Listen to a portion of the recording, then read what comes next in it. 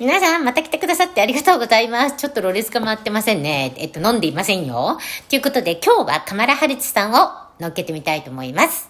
このカマラハリスさんは、史上最低の、世論調査では、最低の 12% っていう恐ろしいナンバーを記録した、本当にダメ子ちゃんなんですね。で、本当に支持率が低いんです。で、多分日本にいらっしゃる皆さんは、このカマラハリスさんの恐ろしい低い支持率を、まさかバイデン大統領よりも低い支持率を持った女が現れるとは思っていなかったと思うんですけれども、今日のビデオを見ていただければわかると思います。ということで、本当にひどいです。ちょっとわかりづらいところがあるかなと思って解説を入れてみます。この今日のビデオはマリアさんのゲストにスティーブンさんという方が出られてずっと喋ってるんですけど、前半と後半に分かれていて、前半はウクライナ問題、後半はエネルギー、インフレ問題についてやっています。で、前半はウクライナ問題に関してずっとアメリカはNATO にウクライナさんに NATO に入ったらいいですよっていうことを言ってきてるんですけど、入ってらっしゃらないんですね、ウクライナさん。なのでウクライナで何か起きても NATO 軍としてバーッと出すことができないんですよ。で、なぜそういう状況になっているかっていうと、スティーブンさん曰くの、今まで我が国は30年そういう立場を取っていたけれども、トランプ以外はみんな結構口先だけだったっていうことを言ってるんですね。この口先だけだっていうのがなぜかっていうと、アメリカもトランプさんまではエネルギー自立できていなかったんですよ。要はトランプさんが2月25日の民主党は口だけっていう私の動画でトランプさんがめっちゃ論破してるビデオあったじゃないですか。めっちゃ論破してる、NATO サミットで論破してる、状況はトランプさんしかできなかったことなんですね。なぜかというと、トランプ政権しかアメリカがエネルギー自立をした時がないんですよ。アメリカは輸入大国だったんですね、トランプさんまでは。で、トランプさんから輸出大国になったんですよ。世界で一番エネルギーを持ってる国になったんですね。だからロシアも一目置いてたんですね。なぜかっていうと、アメリカにやーって言ったら、じゃああんたとこが売ってる半額の値で全部売っちゃおうかなってなったら、ロシアは石油産業しかないから、今まで全部石油を買ってってくれた国が全部アメリカから買われたら困っちゃうじゃないですか。なので、まあそこをトランプさんなんとかそれはまあ仲良くしましょうやっていう感じでスパシーバーってやってたわけなんですよ。で、それを言ってるんですね。そのトランプ以外は誰もNATO にどうぞって言ってこなかったって、ちゃんとその行動を起こしてこなかったっていうのは、やっぱりヨーロッパのちっちゃい国でロシアにエネルギー依存を 100% してるところあると思うんですよ。その国が NATO の加盟国だったりするわけなんですね。で、NATO に入るには、その加盟国がサインしないといけないんですよ。認めないといけないんですね。だから、表向きではもういらっしゃい、みんなで力を合わせて頑張りましょうって言ってるんだけど、エネルギー止められちゃったら困っちゃうからなっていう、中国とアフリカの国の関係みたいなところが結構あったと思うんですね。で、それをおっしゃってるわけなんですよね、前半では。そこがちょっと分かりにくいかなと思って、またバイデンになって我が国のエネルギー産業を全部破壊したので、実様が。なので、もうまた買ってるんですよ。だから、あの時トランプさんがドイツにコンコンと言ったことを、このアメリカが今それをやっている状態になってるんですね。で、それをすると、ドイツみたいに心臓つかまれて、何があっても、はいわかりましたっていう、基本的には奴隷状態になっちゃうよ。これは未来のアメリカがこうなりたいんですかっていうことをおっしゃってるっていう感じなんですね。これが今日押さえる2つのポイント。トランプ以外は進めてないっていうのは、 NATO の加盟国の中にもウクライナウェルカムって言いながらロシアに睨まれたくないからちょっと困っちゃうなっていう人がたくさんいて、すんなり入れてこなかったっていう問題と、もう一個はドイツやヨーロッパみたいになっちゃうよっていう、その意味の裏にはドイツみたいに強い国だけど、結局は心臓をロシアにつかまれてるっていう捕虜だよっていうことをおっしゃっています。この点を I wanted to know if you think and if you asked the United States to specifically accept more refugees. Okay. A friend in need is a friend in need.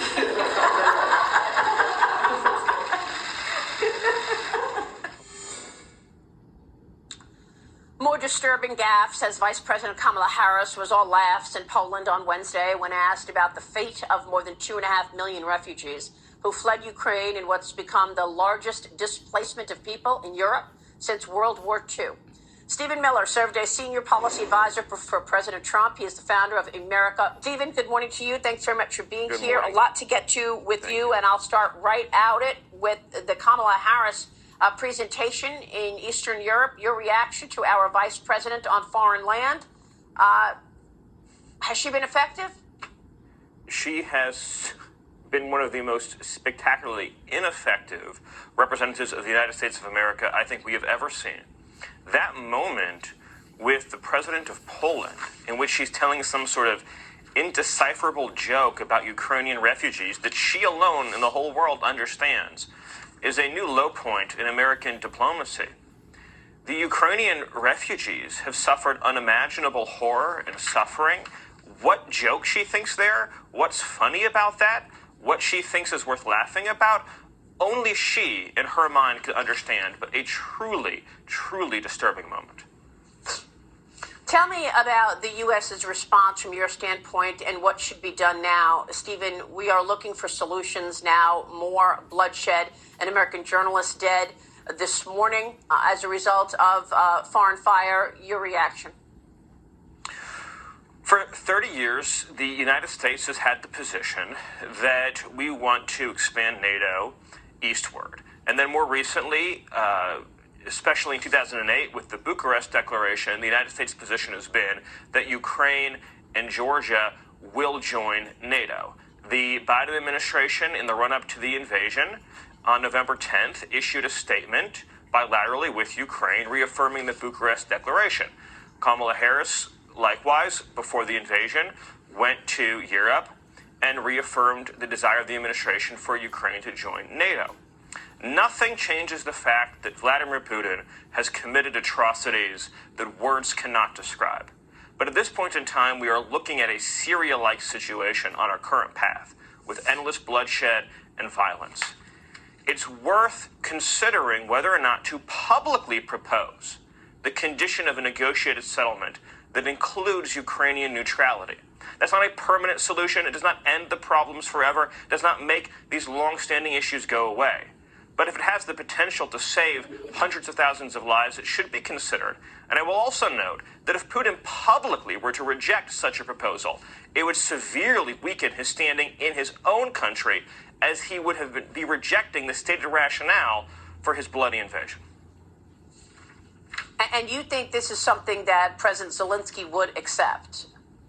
In his recent comments, he has suggested, as I've read them, assuming the news reports are accurate, that in light of the fact that the West has made clear that they do not intend for Ukraine to join NATO anytime soon, that he's reevaluated his own feelings about whether or not he also wishes to publicly pursue NATO membership at this time.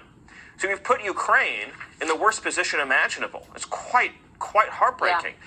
Publicly saying we want them to join NATO, but not actually having them in NATO, puts them in the most vulnerable position imaginable. And that's been the U.S. foreign policy for many years, except under President Trump. Stephen, I want to play this soundbite of Kamala Harris when she was asked about gasoline prices this week, because there are many skeptics who say this administration does not really want to go against Kamala Harris with really no answers when asked about gasoline prices. Watch how she responds. Look.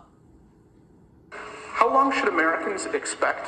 How long should we be bracing for this really sort of historic inflation and some unprecedented gas prices?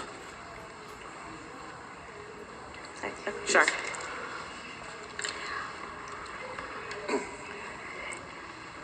In terms of the discussions that the president Johannes and I had, they ranged in subject, including the issue of the Black Sea, and I'll let him explain in more detail as he would like. She goes on to say, just look at the map. She had no answers for gasoline prices. Is that possible? It was a heart-stopping moment. She was asked about gasoline prices and inflation in America, and she tried to defer to President Duda, the Polish president. I mean, it is truly horrifying to think that the Vice President of the United States lacks confidence so extremely on our domestic issues that she wants the president of Poland to discuss our gas prices and our inflation, and then she starts stammering about the Black Sea and reading her notes. This is not a well person. Between President Biden and Vice President Harris, the United States is completely rudderless, and all of our allies, all of our adversaries, all of our partners and competitors around the world have taken notice. And I would say on this energy issue, it's not just about Russia. It's about America's ability long-term to be safe and secure. And we cannot be, unless Biden's embargo on American energy is lifted and suspended, or we will be in an infinitely worse position than Germany. We will be in an infinitely worse position than our European partners. We cannot, as a country, survive long-term if we are dependent on others for our energy. On the refugee situation, though, you think this is a humanitarian crisis, not a policy crisis for this administration, right? Tell me about all of those people trying to flee the bloodshed. Where are they going? Where should they be going? The good news here is that I don't think there's widespread disagreement between the United States and Europe on what the best course is, and hopefully it stays this way, which is that there's an obligation on the part of our European partners to absorb the Ukrainian refugees. That would be the single most effective